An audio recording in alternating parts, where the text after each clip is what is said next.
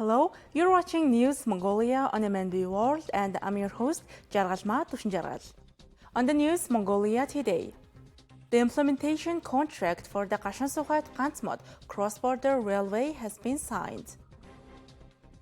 India and Mongolia boost nuclear cooperation through a joint working group meeting. Currently, around 80,000 individuals in Mongolia are not engaged in any form of employment. For the news, stay tuned.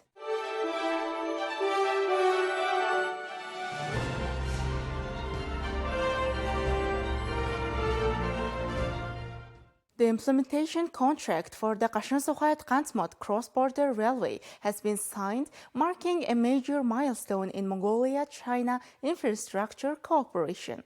Spanning 32.6 kilometers and designed for dual-gauge freight transport, the project is expected to boost coal exports and economic growth significantly.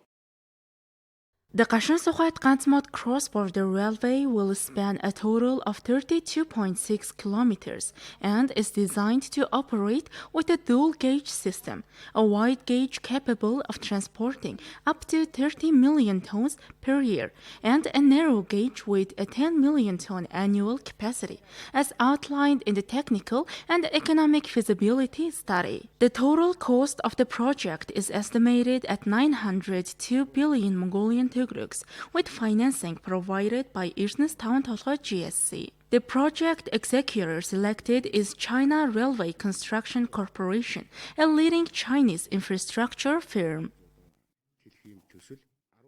This project has the potential to double Mongolia's economy. It includes a bridge approximately 10 kilometers long and around 8 kilometers of roadway. The Taontolga Railway team is committed to successfully implementing this major infrastructure project.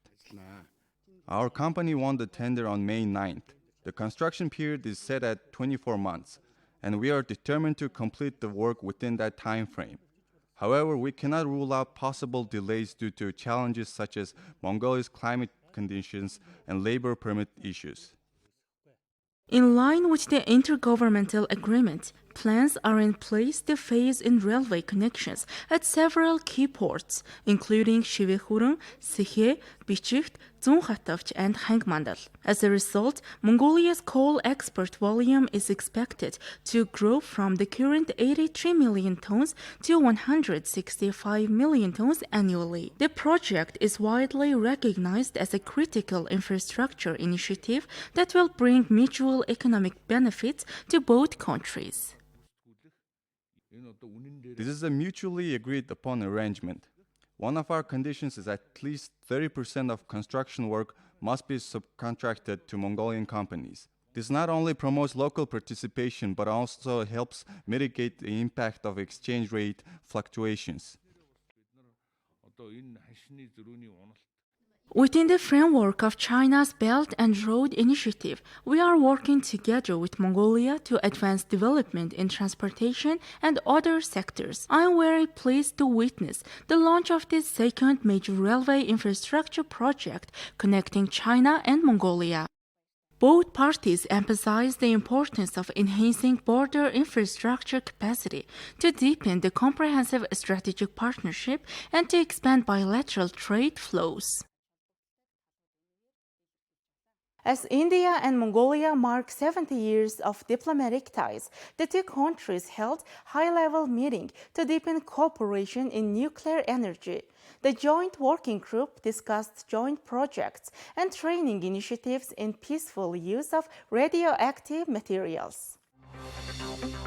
The government of India and the government of Mongolia have taken another step forward in strengthening bilateral cooperation and the peaceful use of nuclear energy. On June 9th, the two sides held the fourth joint working group meeting virtually, coordinated by the Embassy of India in Ulaanbaatar.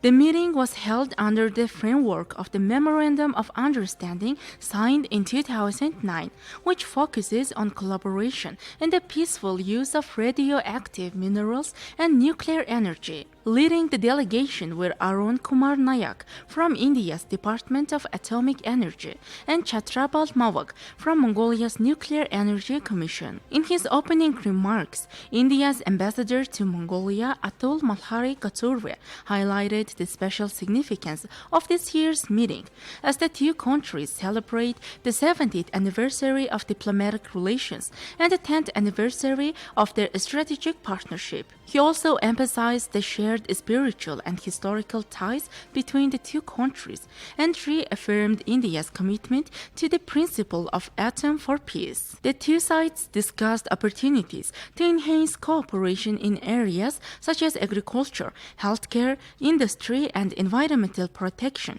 through nuclear technology. Safety and environmental concerns were also part of the discussions. Both countries agreed to explore joint projects in uranium and rare earth mining in Mongolia, as well as further collaboration in training and capacity building through short and long-term programs in India.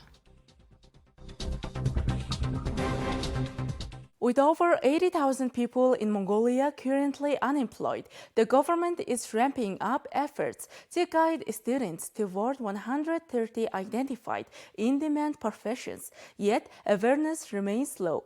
While policies like student loans and scholarships are in place, many students are unaware of the opportunities available to them. As of 2024, this accounts for approximately 5.4% of the population. In response, the government has identified around 130 priority and in-demand professions and is implementing policies to support students pursuing these fields. Examples include the Student Development Loan Fund and the Education Loan Fund. According to the education law, these priority and in-demand professions must be accredited by law. The second advantage is that students in these fields are eligible for 10 types of financial support from the Education Loan Fund. In other words, students studying in-demand fields can now access both student development loans and non-refundable grants. And thirdly, once these professions are officially confirmed, students can also study abroad in top global universities in these areas. This opens up new opportunities. Although policy measures are being implemented to support training in these in-demand professions, relatively few students are aware of or are making use of these opportunities. I'm a first-year student majoring in robotics and artificial intelligence. I think there are, but I haven't received much information about it. My knowledge about it is very limited. I haven't really come across any info. Since I started studying the major I chose, which is automation of electrical systems, I researched and found it's a highly demanded profession in Mongolia. That's why I chose it. I just heard about it now. Similarly, other countries have also identified priority professions based on their labor market needs and are actively working to attract talent in those fields. For instance, in Germany, the private sector takes a proactive approach in training the professionals they need. In Germany, there's been a shortage of skilled professionals in artificial intelligence and IT sectors in recent years. So industries and companies provide scholarships to students studying these professions from the very beginning and offer them the chance to gain work experience while studying.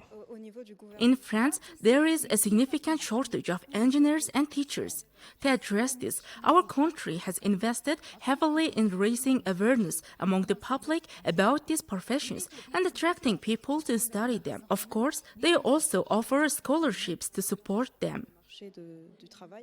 Mongolia updates the list of top priority and in-demand higher education fields every 5 years. This is done in alignment with labor market demands and national development programs. However, the number of job orders has increased each year from over 50,000 in 2021 to more than 110,000 in 2024. Therefore, we aim to highlight through this report that new policies and decisions are needed to close this gap.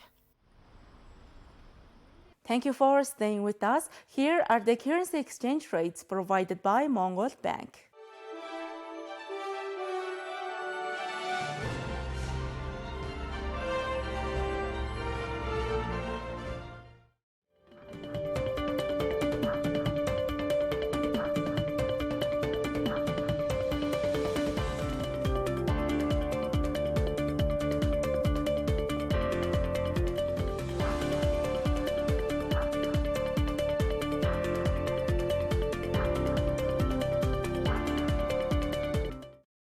You're watching News Mongolia. Now let's take a look at weather forecast for Mongolia and world major cities.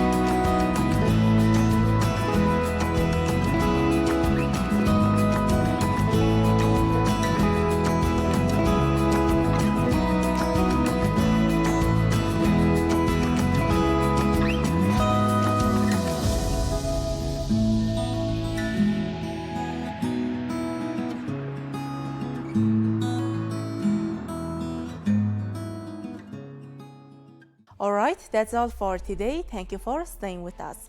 We will see you tomorrow with more news and updates. Goodbye.